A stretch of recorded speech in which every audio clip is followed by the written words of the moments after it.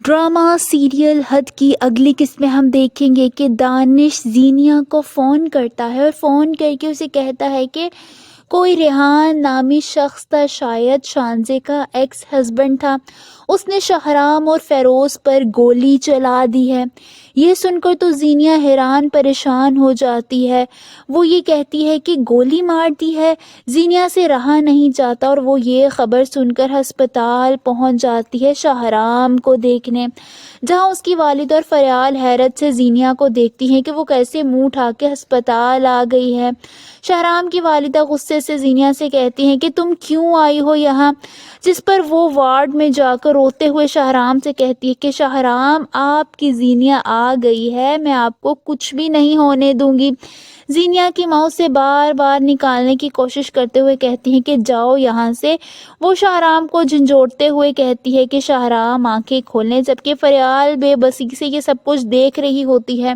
وہیں دانش، جس کو پتا ہوتا ہے کہ یہ خبر سننے کے بعد زینیا سیدھا ہسپتال جائے گی، وہ بھی زینیا کے پیچھے پیچھے ہسپتال جاتا ہے اور یہ سب کچھ دیکھ لیتا ہے۔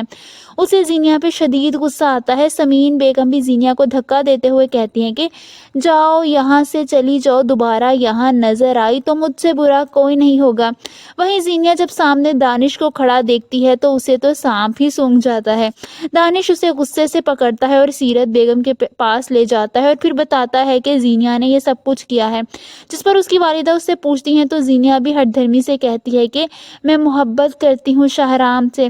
وہ دانش کے سامنے کہتی ہے کہ ہمیشہ میں اس سے محبت کرتی رہوں گی۔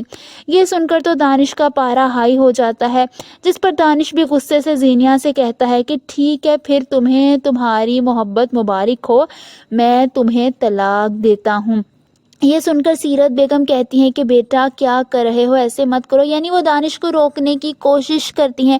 آپ سب کو کیا لگتا ہے، کیا ایک بار پھر زینیا کو طلاق ہو جائے گی؟ کامنٹس میں اپنی رائے کا اظہار ضرور کیجیے۔